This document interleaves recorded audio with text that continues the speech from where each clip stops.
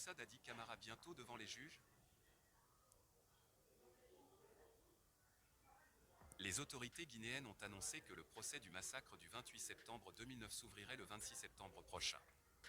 Parmi les 11 accusés, l'ancien chef de la junte est au centre des attentions. Finalement, le massacre du 28 septembre 2009 perpétré sous la junte du Conseil national pour la démocratie et le développement, CNDD, sera élucidé sous le magistère d'une autre junte, le Comité national de rassemblement pour le développement, CNRD.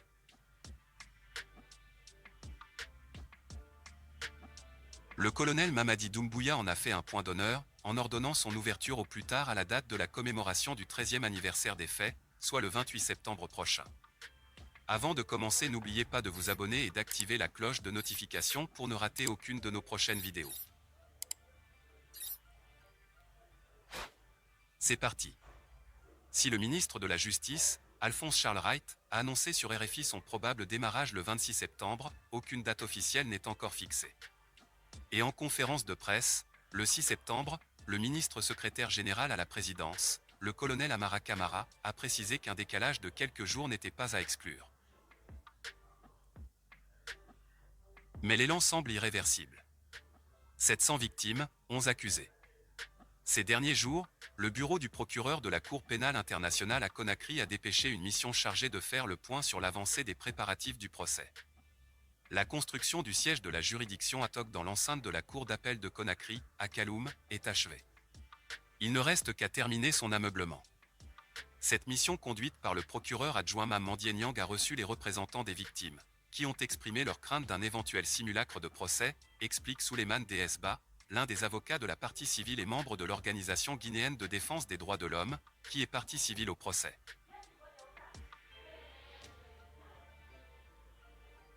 Les victimes, aujourd'hui au nombre de 700 inscrites, contre 400 auditionnées en phase d'instruction, ont également mis en avant la nécessité de garantir leur sécurité, eu égard à l'influence dont jouiraient certains accusés au sein de l'armée et de l'opinion publique. À cet effet, certaines victimes n'excluent pas de demander à être entendues à huis clos.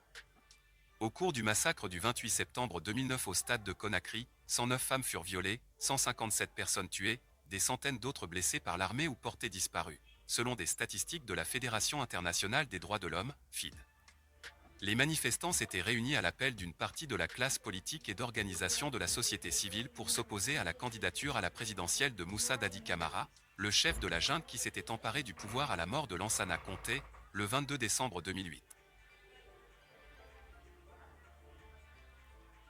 Non-lieu pour certains caciques de la junte. Lors de l'enquête, plusieurs hauts responsables sécuritaires n'ont néanmoins pas été entendus. Le général Sekouba Konaté, qui était ministre de la Défense au moment des faits, avant de diriger la deuxième partie de la transition à partir de janvier 2010, n'a pas été auditionné, en dépit de l'insistance des victimes. D'autres anciens dignitaires du CNDD, comme l'ancien gouverneur de Conakry, Mathurin Bangoura, ont bénéficié d'un non-lieu. Enfin, d'autres mis en cause, à l'instar du général Mamadou Batoto Camara, sont morts.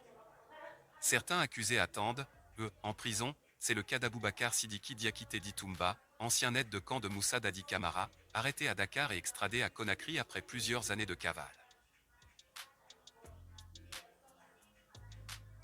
Placé sous contrôle judiciaire, l'officier de gendarmerie et ancien ministre Moussa Tiegboro Camara a été interpellé à l'aéroport de Conakry le 3 septembre au moment où il s'apprêtait à s'envoler pour le Maroc.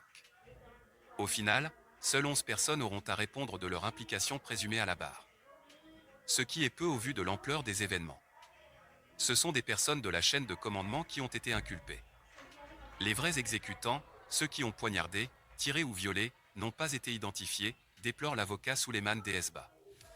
Le procès permettra-t-il de les rattraper? Les victimes l'espèrent. Soutien de la Guinée forestière. Parmi les autres grandes figures du procès annoncé, se trouve le colonel Claude Pivy, bien sûr, Moussa Dadi Camara, l'ancien chef de la junte. Mais celui qui vit à Ouagadougou depuis bientôt 13 ans sera-t-il présent pour répondre au juge? En décembre dernier, Dadi est brièvement revenu à Conakry sur invitation de Mamadi Doumbouya. À sa descente d'avion, celui qui a toujours affirmé être à la disposition de la justice, n'avait pas manqué d'encourager la tenue du procès. Ce serait non seulement un ouf de soulagement pour les familles des victimes, mais aussi pour le peuple de Guinée qui attend depuis plus de 10 ans que la responsabilité des uns et des autres soit définitivement située. Les deux putschistes ont-ils évoqué le futur procès? Doumbouya a-t-il demandé à Dadi de revenir pour répondre à la justice? S'est-il entretenu à ce sujet avec Paul-Henri Sandaogo Damiba, qui a pris le pouvoir par les armes au Burkina Faso en janvier dernier? Originaire de Koulé, une localité située à 40 km de Nzérékoré, Dadi jouit d'une certaine popularité dans sa région de la Guinée forestière, sud-est du pays. En tant que leader, la population en général et particulièrement les communautés auxquelles il s'identifie, Keplé, Kono, Loma, Mano, jugent nécessaire que ce procès puisse se tenir afin que les coupables répondent de leurs actes et que les innocents aient la conscience tranquille et jouissent de leur liberté totale, confie à Jia Keremak Bilemou, acteur de la société ville à Nzérékoré. La plupart des citoyens de la région sont convaincus que Dadi, bien que premier responsable du pays au moment des faits, n'a pas commandité la répression, renchérit-il. À leurs yeux, le procès permettrait à l'ancien putschiste de tourner la page et de s'occuper de ses activités, surtout politiques.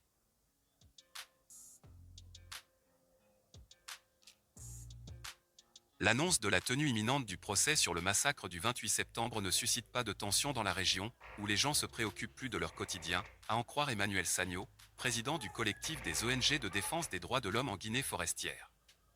S'il salue la tenue du procès qui est une bonne chose si elle s'accompagne de la volonté politique, Sagno se montre inquiet. Dans cette affaire, les militaires sont en partie accusés alors qu'une junte est aujourd'hui au pouvoir.